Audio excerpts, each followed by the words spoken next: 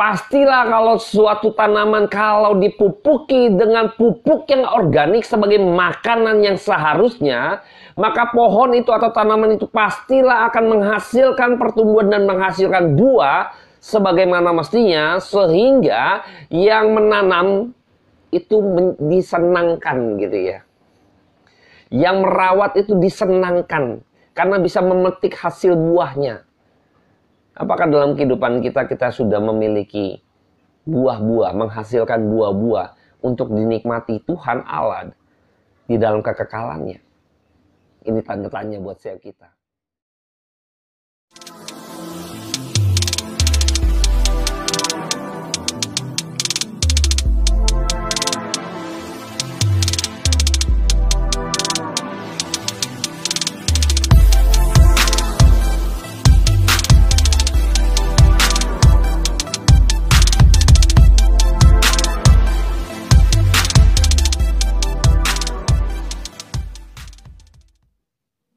Shalom, selamat malam teman-teman.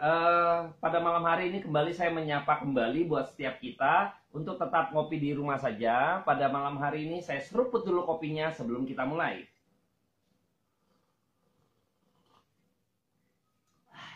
Saya ditemani dengan kopi latte saya. Biarlah pada malam hari ini juga kita bisa menikmati kebenaran firman Tuhan yang akan kita bahas. Kembali mengenai percakapan perempuan Samaria yang pada waktu itu yang meninggalkan tempayannya, lalu di situ ada satu jeda di mana Yesus dibawakan makanan dari murid-muridnya, gitu ya. Dan malam hari ini kita akan bahas hal demikian. Sebelum saya mulai, saya akan berdoa buat setiap kita. Bapa yang dalam surga, terima kasih buat kesempatan yang Tuhan berikan pada kami. Kami mohon Tuhan pimpin waktu-waktu ke depan. Kami mohon anugerahkan kami untuk kami bisa mendengar kebenaran firman Tuhan dengan begitu baik Tuhan. Tuhan berkati untuk siaran pada malam hari ini. Kiranya Tuhan beracara atas hati dan pikiran setiap kami. Agar kami dipenuhi dengan kuasa daripada Roh Kudus-Mu untuk kami mengerti akan kebenaran firman Tuhan. Pimpin waktu ke depan, kami menyerah dalam tangan Tuhan. Dalam nama Tuhan Yesus Kristus, kami berdoa dan berucap syukur. Amin.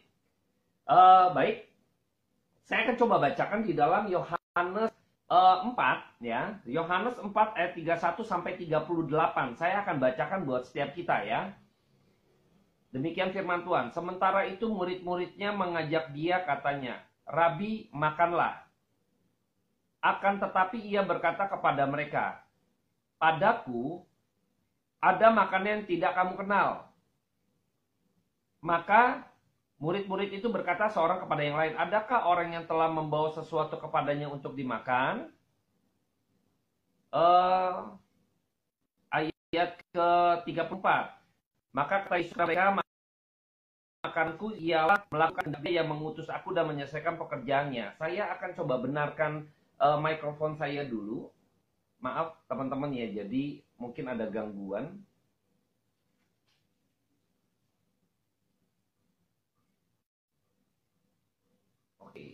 Saya berharap bisa terdengar dengan baik suaranya. Oke. Cek sound. Saya berharap bisa terdengar dengan baik. Karena tadi juga ada gangguan.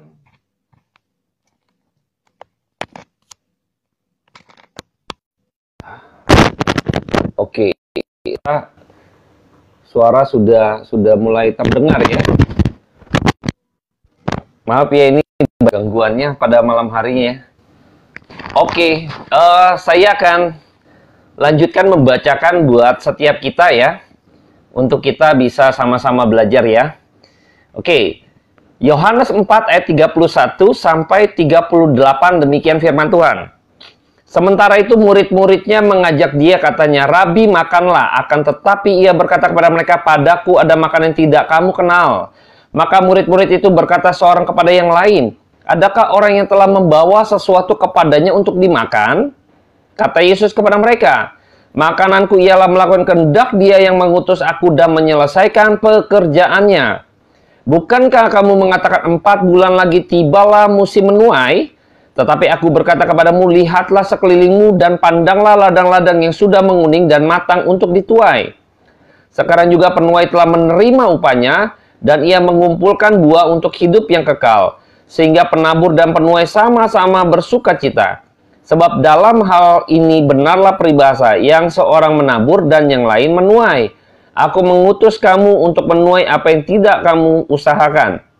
Orang-orang lain berusaha dan kamu datang memetik hasil usaha mereka. Nah, saya melihat bahwa ketika percakapan antara Yesus dengan perempuan Samaria, sehingga perempuan Samaria meletakkan tempayannya, lalu dia buru-buru pergi karena murid-muridnya datang sudah membawakan makanan. Di situ ada momentum di mana perempuan Samaria itu ingin membawa jiwa-jiwa datang kepada Yesus, karena mungkin Yesus akan berpaling atau berjalan kembali meneruskan perjalanannya.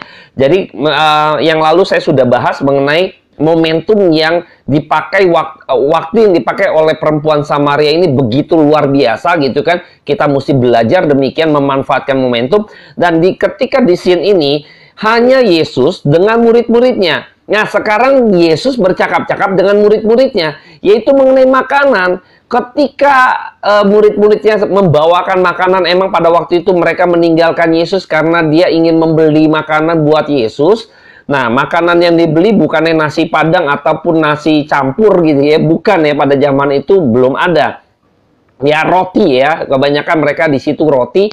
Jadi, murid-muridnya membawakan makanan gitu ya. Makanan tersebut lalu dikasihkan kepada Tuhan Yesus. Tetapi seakan-akan gitu ya, kita melihat bahwa responnya Tuhan Yesus sepertinya Tuhan Yesus sudah kenyang gitu ya. Jadi, murid-muridnya bertanya gitu ya, apakah ada orang yang sebelumnya kasih makanan gitu ya, lalu kayaknya kok Tuhan Yesus nggak antusias lihat makanan yang mereka bawa, apa Tuhan Yesus sudah kenyang gitu ya kan, karena ada yang sudah membawakan makanan. Oh, jangan-jangan tadi perempuan Samaria yang sudah membawakan makanan buat dia sudah makan gitu ya. Sebenarnya tidak demikian. Jadi Tuhan Yesus mencoba membawa pemikiran murid-muridnya kepada pemikiran di dimensi yang lain, yaitu dimensi kekekalan yang bersifat roh, ya, yang rohani, perkara-perkara yang ada di atas, bukan perkara-perkara lahiriah. Tuhan Yesus sedang ingin mengajarkan kepada murid-muridnya mengenai makanan yang sesungguhnya, makanan yang akhirnya Tuhan Yesus, makananku, ya, makananku adalah melakukan kehendak Bapa yang mengutus aku, mengutus Yesus, dan melakukan pekerjaannya sampai selesai. Apa itu pekerjaannya? Yaitu keselamatan, menyelamatkan manusia berdosa sehingga mereka tidak binasa, melainkan memperoleh hidup yang kekal. Ini adalah pekerjaan misinya Yesus ada di dalam dunia ini. Lalu ketika Tuhan Yesus mengajak para murid-muridnya itu untuk membawa mereka, ini loh, ada pekerjaan Allah, inilah makananmu, yaitu apa? Yang bersifat rohani yang harus kamu pikirkan. Tuhan Yesus mencoba membawa pemikiran dari murid-muridnya itu, membawa kepada satu perkara yang bersifat kekal yang ada di atas sana, untuk mereka bisa merenungkan baik-baik apa yang harus mereka kerjakan di dalam kesementaraan, di dalam panggilan mereka sebagai rasul. Ya, jadi ketika itu murid-muridnya nggak dong gitu loh, nggak ngerti gitu ya, sampai nggak paham gitu, belum ngeklik gitu ya, belum ngeklik. Nah, ini yang menarik ya. Jadi Tuhan singgung gitu ya, makananku, ya ini rohani ya. Jadi melakukan kehendak Allah, melakukan kehendak Bapa gitu ya. Jadi saya melihat bahwa Tuhan Yesus juga ingin membawa pemikiran setiap kita, anak-anak Tuhan gitu ya. Dalam kehidupan kekristenan seringkali saya melihat bahwa kita ini miskin rohani gitu ya, karena kita kurang makan. Ya, kurus kering gitu ya, karena kita kurang makan. Kenapa?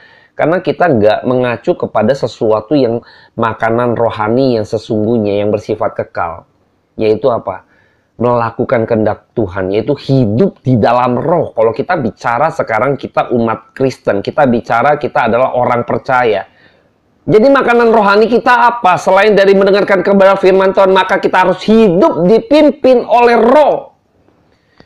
Sekarang kita hidup memenuhi keinginan roh. Nah, itu makanya kita hidup di dalam kekristenan.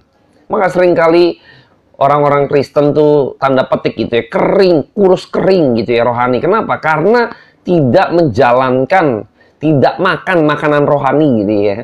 Ingat ya, makananku ialah melakukan kehendak Dia, kehendak Bapa. ya. Ini kuncinya nih. Tuhan Yesus mengajarkan pada setiap kita, mari kita memiliki satu kehidupan roh yang benar-benar sehat, yang benar-benar bugar, yang benar-benar tangguh, yang benar-benar keker gitu ya, seterek gitu ya. Karena kerohanian kita seringkali terlihat kurus kering, ya. Makanya susah gitu ya, kalau berperang orang kurus kering ya bakalan hancur lah, bakalan jatuh, jomplang, semuanya seperti itu gitu ya. Tetapi kita saat ini diajak berpikir ya, di bawah gitu kan, sudahkah kehidupan rohani kita nih, kehidupan roh kita ini, apakah kurus kering atau badan kita kekar gitu, sehat bugar gitu loh. Kalau kita mau kehidupan rohani kita nih, manusia roh lah katakanlah ya demikian ya, manusia roh kita ini mau sehat bugar, maka kita harus kasih makan. Bagaimana supaya manusia roh kita ini sehat bugar? Tentu kita harus kasih dia makan. Makanannya apa? Hidup dipimpin oleh roh, hidup memenuhi keinginan roh. Ini makanan manusia rohani kita. Maka kadang kita jangan sampai ya ironis ya, kita orang percaya, umat pilihan lain sebagainya, tapi kita sebenarnya tidak mengalami yang sesungguhnya, pertumbuhan yang sesungguhnya di dalam kehidupan kekristenan kita. Itu rugi sekali ya. Kita jadi orang percaya, tapi tidak pernah gitu ya, benar-benar makan makanan yang sesungguhnya.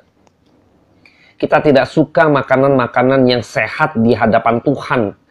Makanan manusia roh kita tidak mau dikasih makan yang harusnya itu menjadi makanannya gitu ya. Nggak akan mengalami pertumbuhan. Nggak heran banyak orang-orang Kristen juga yang sifatnya kerdil, kurus kering. Banyak gitu ya, banyak juga. Nah kita jangan sampai yang golongan itu. Tapi baiklah kita menjadi orang percaya yang manusia rohnya itu sehat, bugar, kekar gitu ya. Sehingga kita siap bertempur, kita siap berperang bagi Tuhan ya, di dalam dunia roh. Ya, saya melihat bahwa Tuhan Yesus mengajak murid-muridnya termasuk kita gitu ya, untuk kita memikirkan sekarang kehidupan roh kita, manusia roh kita. Apakah kita sudah diberi makan gitu loh? Apakah kita sudah diberi makan? Yuk mari kita sekarang saat ini belajar kebenaran firman Tuhan. Ini adalah makanan rohani kita. Yaitu apa? Kita mengerti prinsip-prinsip firman Tuhan. Kita mengerti pimpinan Tuhan di dalam perkataan Allah dan kebenarannya. Maka hidup kita akan dipimpin oleh kebenaran. Dengan demikian, hidup kita memenuhi keinginan roh. Nah, makanya kehidupan manusia roh kita akan sehat bugar. Kalau saya makan makanan, tapi saya nggak tahu itu makanannya gitu ya. Ini kan juga repot. Tahu dari mana kita? Tahu dari firman Tuhan. Bagaimana saya tahu ini pimpinan roh? Tahu dari firman Tuhan. Dari mana saya bisa memenuhi keinginan roh? Tahu dari firman Tuhan. Maka kebenaran firman Tuhan yang harus kita pelajari itu adalah hal yang mutlak. Belajar firman Tuhan adalah hal yang mutlak bagi setiap kita orang percaya. Ini harus diingat. Karena kalau tidak mungkin Anda dan saya manusia rohnya itu memiliki kesehatan yang sesungguhnya. Tidak mungkin kita akan mengalami pertumbuhan yang sebagaimana mestinya bila mana Anda dan saya tidak pernah mau belajar firman Tuhan.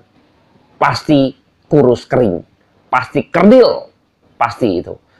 Tidak akan pernah mengalami pertumbuhan. Suatu kali Tuhan akan ada waktunya Tuhan. Seperti Tuhan mengutuk pohon ara. Tidak ada buahnya ketika itu lihat pohonnya tidak ada buahnya. Penggal saja. Pangkas saja gitu ya. Wah jangan sampai kita demikian ya. Dipangkas gitu kan. Buang saja. Bakar saja gitu ya. Jangan sampai seperti itu ya. Nah hal menarik lainnya saya coba membawa kita bahwa ketika itu Tuhan Yesus lapar secara jasmani ya. Haus secara jasmani ya kan. Lalu ketika dia menginjil ya, melakukan pekerjaan Tuhan, hal yang rohani, menginjil perempuan Samaria. Di situ sepertinya laparnya hilang gitu ya. Laparnya hilang secara manusia gitu ya, laparnya hilang. Nah, ini adalah bagian yang menarik ya. Ini seperti orang doa puasa gitu ya.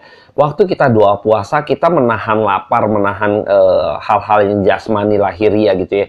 Terus kalau kita nggak ngapa-ngapain juga percuma. Tetapi kalau kita isi dengan kehidupan, perkara-perkara yang rohani, nah ini membawa kita kepada satu kita jadi lupa akan laparnya kita, rasa jasmani itu kita lupa, kita mampu mengalahkan. Karena yang kita pikirkan adalah perkara-perkara roh, perkara-perkara rohani gitu ya, perkara-perkara yang bersifat kekal. Nah, dari sana kita juga dibawa, Yesus coba membawa kita supaya kalau kita memikirkan pekerjaan-pekerjaan Allah yang bersifat kekal itu, maka yang sementara ini, yang sifat lahiriah jasmania ini gitu kan, kita akan berasa itu tidak penting, ini yang penting gitu ya.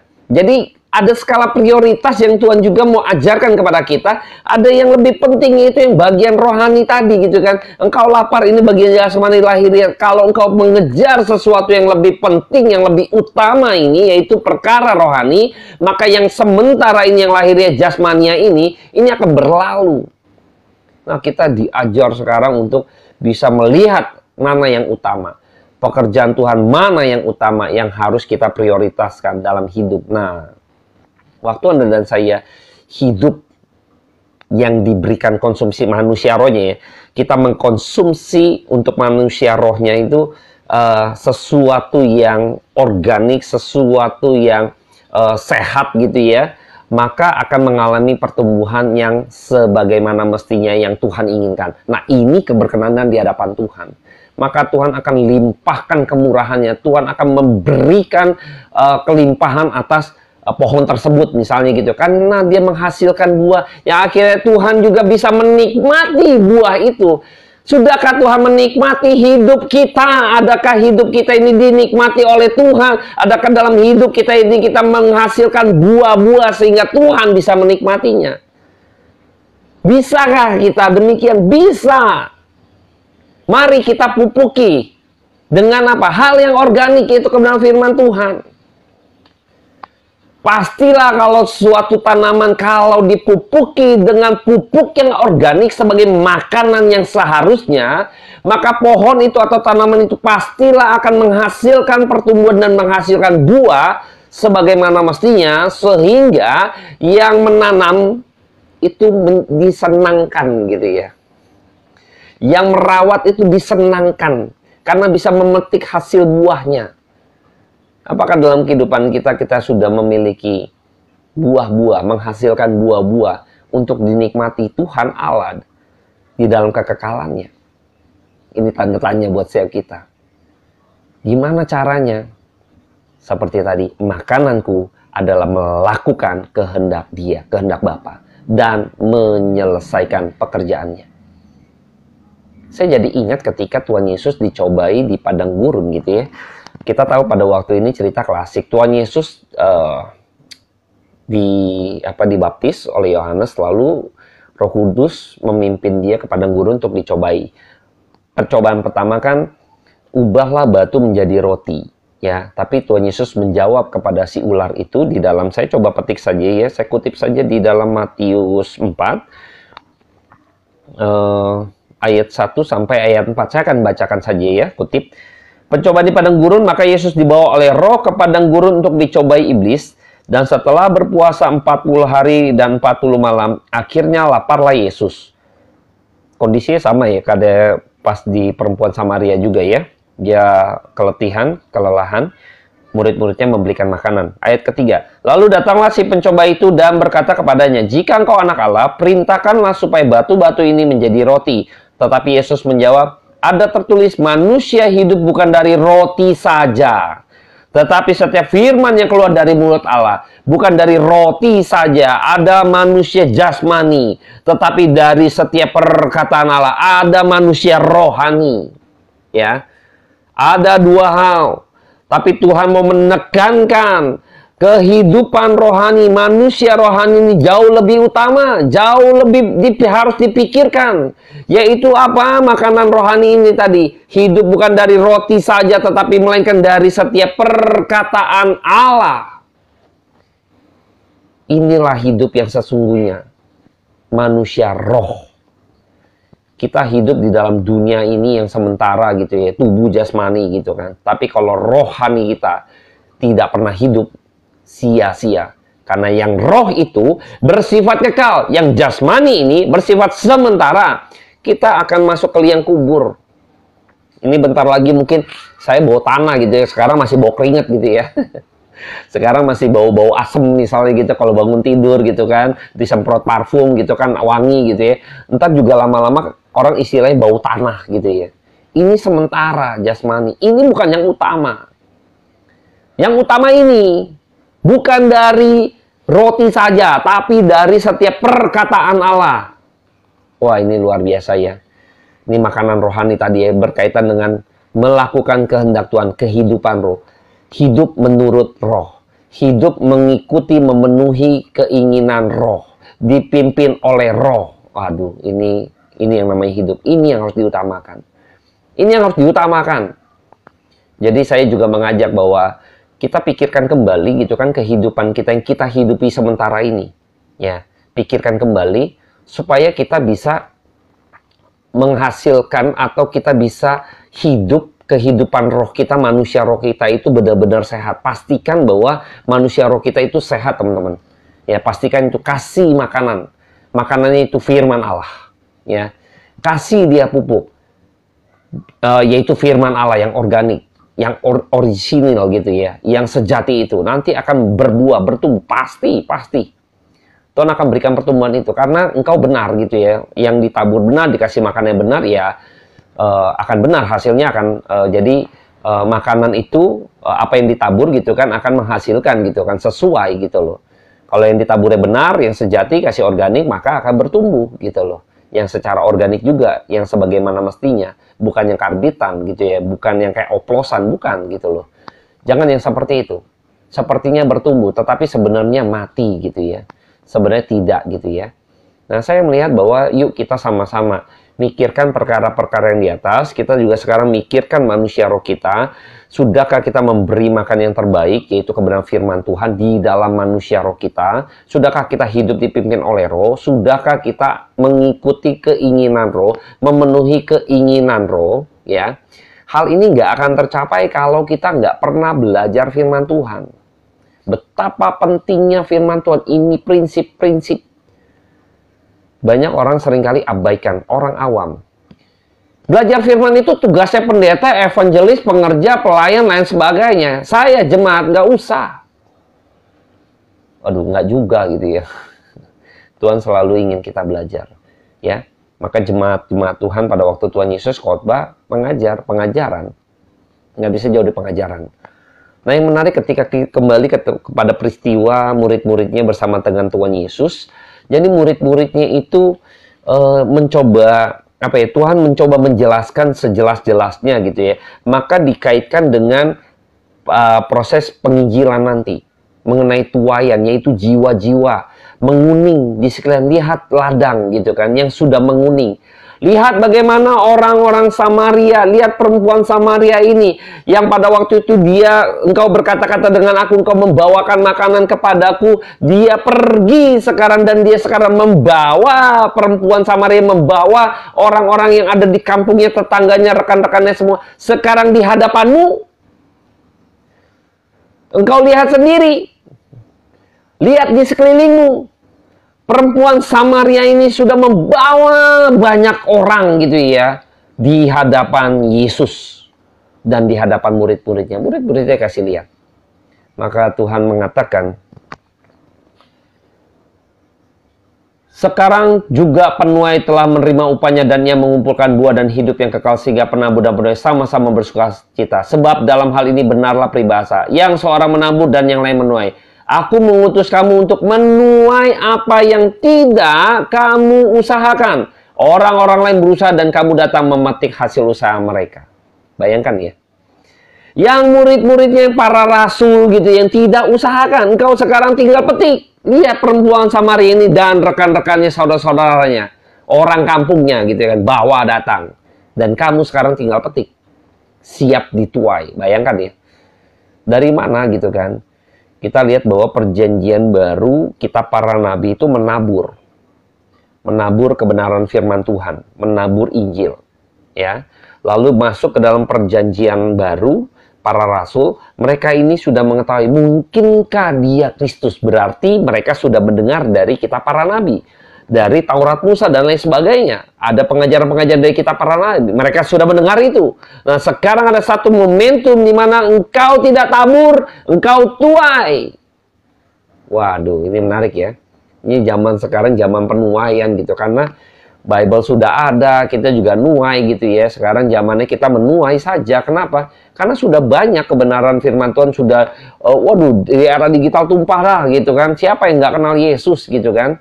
Tidak ada. Dari beberapa aplikasi semua juga udah ada penginjilan. Semua udah dipenuhi dengan penginjilan gitu ya. Siapa yang tidak kenal gitu kan? Tapi disinilah kita tahu bahwa kita masanya menuai. Kita ini penuai. Apa yang kita tidak tabur gitu ya. Mungkin mereka-mereka udah dengar gitu ya. Nah ini dia nih. Kita adalah orang-orang yang hanya menuai saja gitu ya. Jadi kita menuai nih. Apa yang bukan kita tabur gitu ya. Sekarang kita yang tuai gitu ya. Nah saya berharap kita benar-benar mau gencar karena sesungguhnya ladang sudah menguning dan siap dituai. Kalau kita tidak bergerak masuk di dalam ladangnya Tuhan untuk menuai, wah ini kita juga repot ya. Apalagi para hamba Tuhan ya. Para penginjil, pendeta gitu ya. Ladang sudah menguning. Ya Tuhan kasih kesempatan dan nggak pernah dituai-tuai gitu ya. Kita nggak pernah benar-benar memiliki panggilan yang sesungguhnya. Jangan-jangan ya. Itu harap kita koreksi masing-masing. Dan pada malam hari ini saya sudahi, saya akan berdoa untuk menutup ngopi bareng pada malam hari ini. Tuhan terima kasih buat kebaikan yang Tuhan sudah berikan buat kami. Ampuni kami ya Bapa bila mana seringkali kami jauh daripada panggilan kami yang sesungguhnya. Mungkin kami juga jauh dalam hidup kami, hidup yang masih dalam kedagingan Tuhan, yang tidak seturut dengan kehidupan roh atau keinginan roh. Kami bersyukur untuk ada firman Tuhan menegur kami. Ampuni kami ya Bapa, pimpin kami Roh Kudus. Di dalam nama-Mu yang kudus, hamba berdoa, menyerahkan rekan-rekan semua ke dalam tangan Tuhan, setiap jiwa-jiwa yang sudah siap untuk dituai. Kiranya Tuhan sendiri yang menjamah mereka. Kiranya mereka juga boleh terlibat di dalam penuaian dan pelayanan untuk pengkabaran Injil di dalam kehidupan mereka Tuhan. Terima kasih Bapa. Dalam nama Tuhan Yesus Kristus, hamba berdoa dan mengucap syukur. Amin. Thank you teman-teman yang sudah berbagian. Dan pada malam hari ini saya tutup ngopi barengnya dengan seruput dulu kopinya.